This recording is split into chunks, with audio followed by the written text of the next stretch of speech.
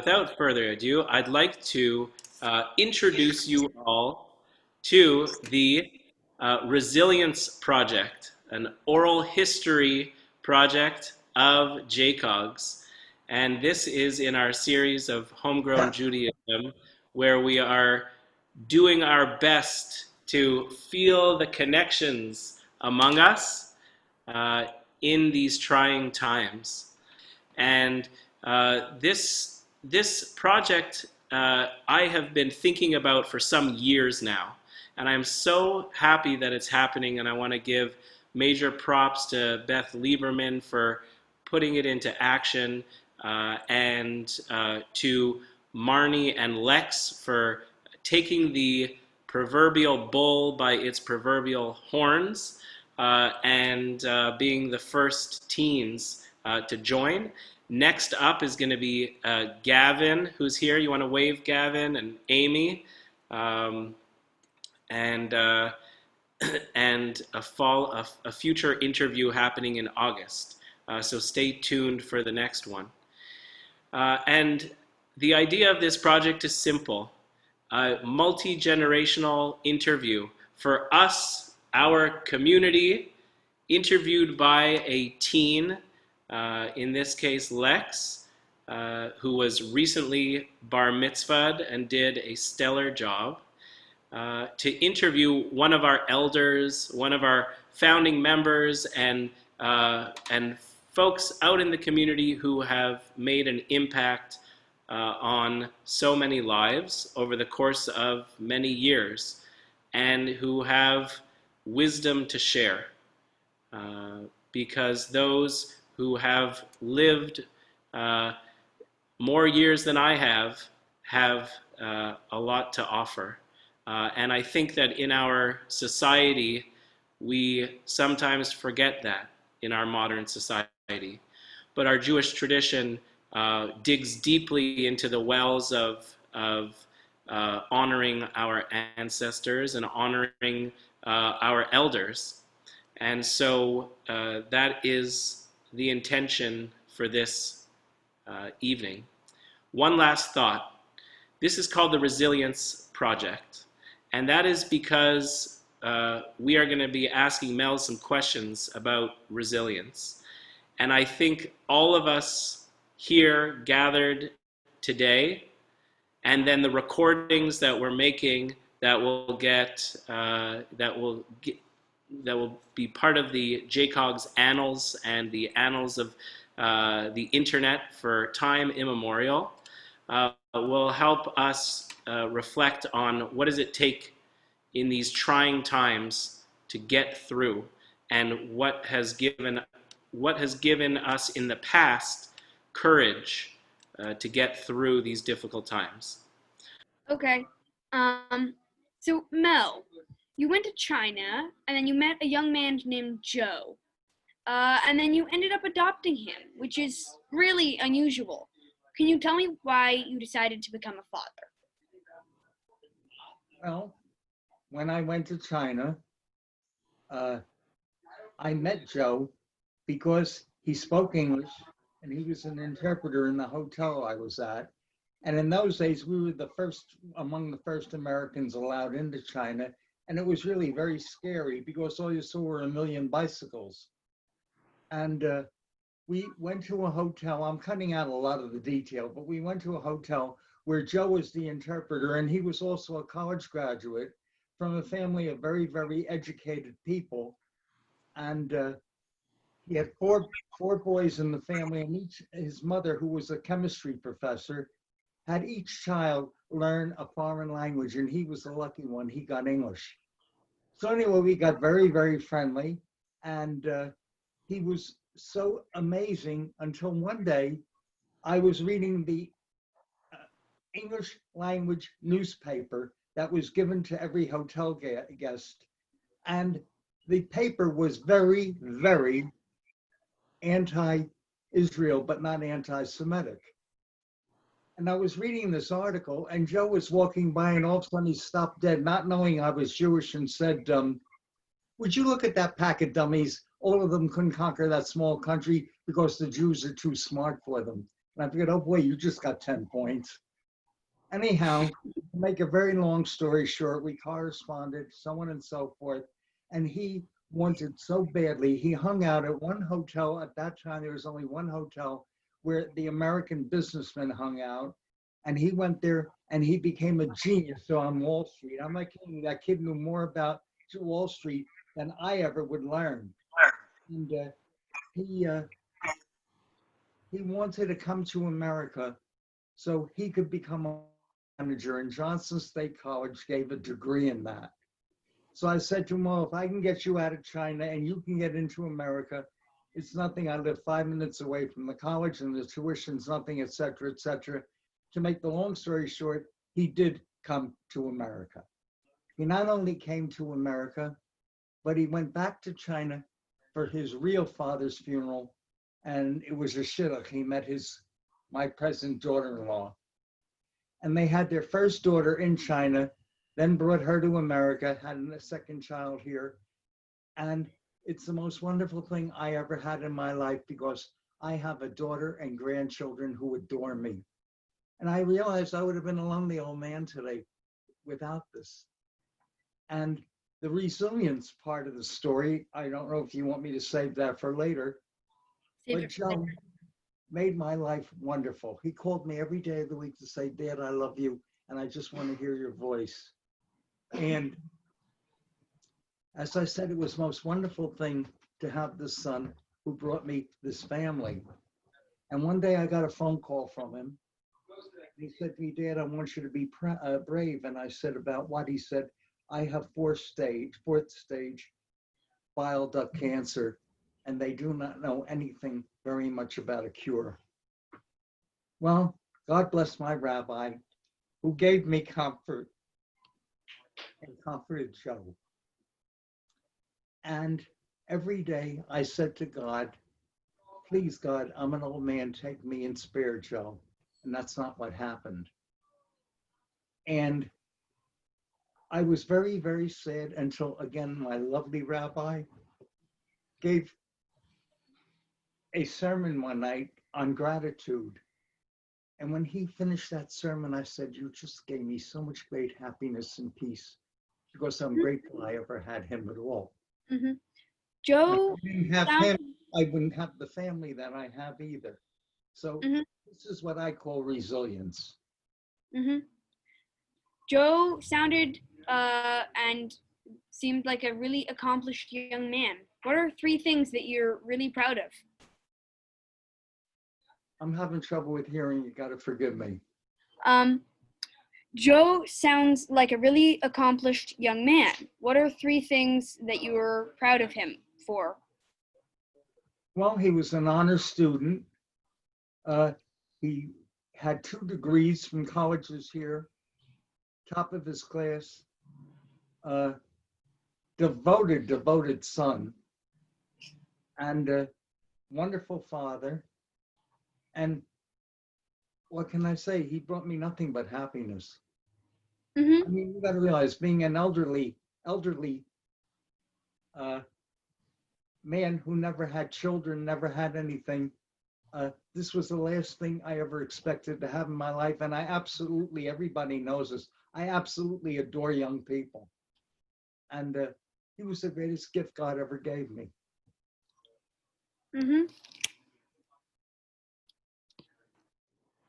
Mel, weren't you a teacher? Oh, I taught school for 28 years. Yes. Yeah. I taught school, and then a law came out stating that every child, regardless of handicapping physical or mental condition, is entitled to an education. And the requirement to be a learning disabilities teacher consultant, you had to have 3 years teaching experience and you had to get another master's.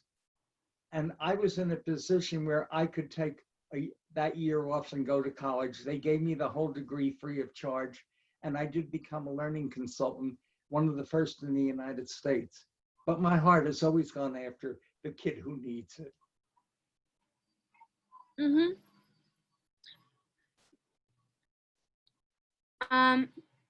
Your story is inspirational, or yours is an inspirational story of resilience turning grief into gratefulness.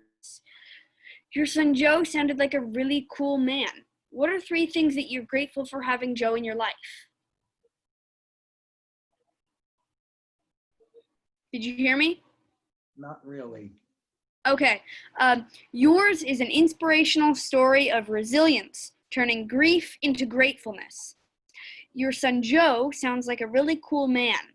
What are 3 things that you are grateful for having Joe in your life? Well, one, having a son. For another, having a daughter and granddaughters. And for another, having someone who called me every day to say, Daddy, I love you. Mm-hmm. Remember, I was no young chicken when all this happened. I was in my 60s. Mm-hmm. I think that is all we have. Thank you for. I've got a few more questions, and also I want to invite folks in the chat box that they can also throw any questions you have for Mel in there, and we could probably take 1 or 2 of them. I'm sure this conversation has sparked more, and Mel, I want to go a little deeper, and pardon me, but I want to go a little deeper into your grief and what you experienced and how you got through it. Really, is my question. What resources did you draw on? Who were the people, and how did you get through in that time when when your son calls you and tells you he's probably going to pass away? And what well did you draw from? Who were the people, and how did you get through it? Well, I must thank you because I know you talk to Joe very, very often, and you comforted me as well. And you always have hope. He went to Mass General Hospital where he had the finest doctors in that field of cancer. They told me in that hospital he had more visitors than anyone they'd ever had in their history. And he had, to this day, they give him memorial dinners, and the doctors and the research people all come to it. And naturally, when you pray to God and you hope, we all pray for things. I prayed that he'd be the one that they'd find a cure for. Unfortunately, they didn't, but I had more time on earth with him as well because he was being treated. They didn't just say we have no cure for this. Every time they came up with something else, they tried it. Losing somebody, the deaths in my family were from my parents who were very old people when they died. So losing somebody young was a very strange experience for me. But I also had to be brave for my grandchildren. These were young kids who were there in the house when Daddy died. So they've given me so much joy and so much happiness that every day I don't pray for Joe's life anymore. I pray to God and thank him for giving him to me. Anyone who's ever been in my position, that is the greatest comfort in the world. Mm. That's so beautiful to be able to say, even in that devastating time, and now, since he's been passed for some years, to be able to say, just having had him in your life. I have one more funny thing to tell you. I told you Yeah. that story about when he heard I was Jewish, it was like I gave him $1 million. And I know that he talked to you about that. And Yeah. that was wonderful too, because he was so proud of being Jewish. He wore a mezuzah, and he had a restaurant in Peabody, Mass, right across the street from a huge Reform temple. And every Friday night he had a mob of Jewish customers, and he told everybody he had a Jewish father and showed his mezuzah. And my oldest granddaughter, who goes to Dartmouth College, has joined every one of the Jewish groups. So that was So another. great. That's so great, Mel. I think all of us are salivating a little bit. It's like you merge two of the great cultures in your family, and um, I he was a great chef Hmm. also. I want to just share a couple of comments that are in the chat box. Okay. Ron Feinstein says he has more of a comment than a question that our community is gifted to have Mel as a member of our family. God bless. And I saw an amen from Barbara Stern. I think so much of us feel that way, Mel. Um, and Allison and Adar Hirsch and Yona have a question. Are there any other challenges that you went through in your life, uh, and that where you also showed resilience?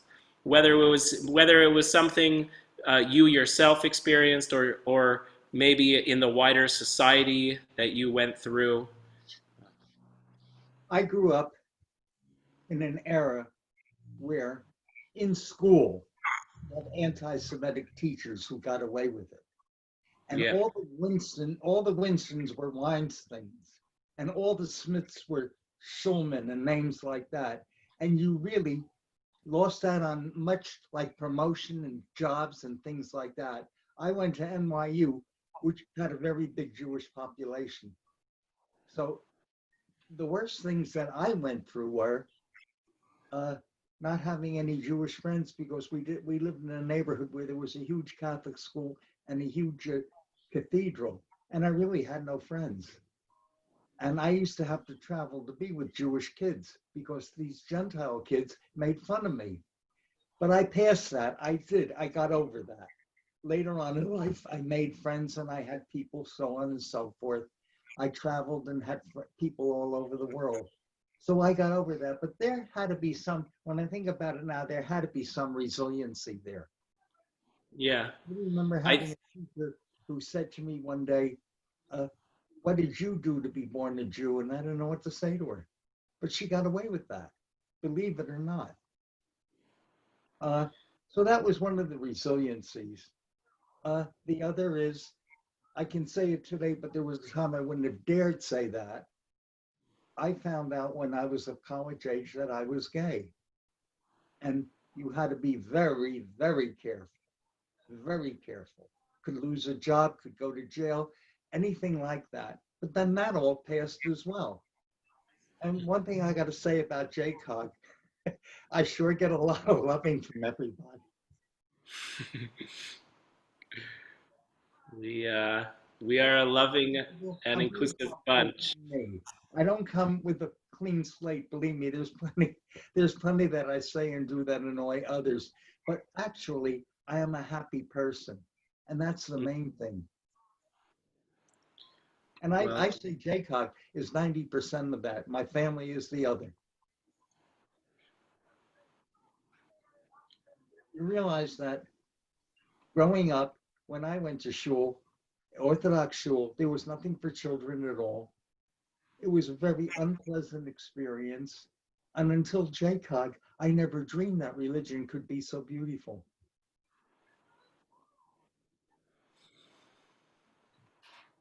I hope I answered everyone's questions. you did and then some, Mel. You did and then some. Um, Lex, any last thoughts or?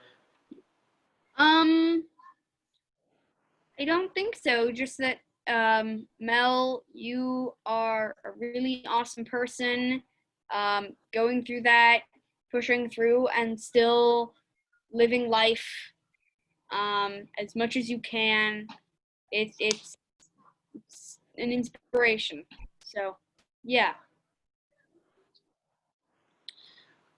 I thank you, Lex. I was thinking, Mel, as you were telling your story about being one of a few Jews growing up before you got older. I can't help but think about our Vermont teens who are out in the sticks, I'm looking at Amy Wenger, who's shaking her head. How many Jews are in Waterville? You might be surprised, but how? Yeah, two Jews. uh, uh, and it's it's just incredible to think about how the Vermont Jews and JCOGS members, like folks like Lex, folks like Gavin, who are on this call, others, um, you know, and to know that Mel, got through that stage where uh, you know not being able to connect to other Jews, and then getting to that point where you could, and also across history, your life, uh, for seeing over decades, the United States becoming a more inclusive and tolerant place for folks, whether Jewish or whether gay or etc. We hope it continues in that direction. What were you going to say, Mel? Well, I Say that must, again. I must say this, excuse me. When I came to Vermont, I honestly can tell you this. I never came across anti-gay. My neighbors certainly knew I was living with another man. Nothing was ever said about it. We were just part of the community. So being gay never had a problem. Being Jewish, no problem. You know what my problem was? I was a Democrat. That's the only anti I ever came across. I'm not kidding with you. I was Well, in the antique business, and I had, I won't mention any names, but a very, very well-known, very big political family who adored me and were showing me one estate after another. And I used to think to myself, if you knew I was a Democrat, I'd be thrown out. Very it's staunch Republicans. But that was it's the a only anti thing I ever came across. it's an interesting time to be living in, Mel, where in some ways we're advancing, and in other ways we're getting more divisive. So, and especially politically. So, um, let's hope also politically that there's a sense of inclusion, and that we're united and can work together towards the common good.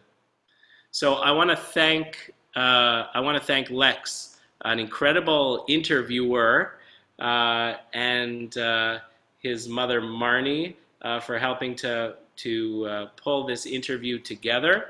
I want to thank all of you for joining us, and I hope you'll stay for services, which will begin in a brief moment.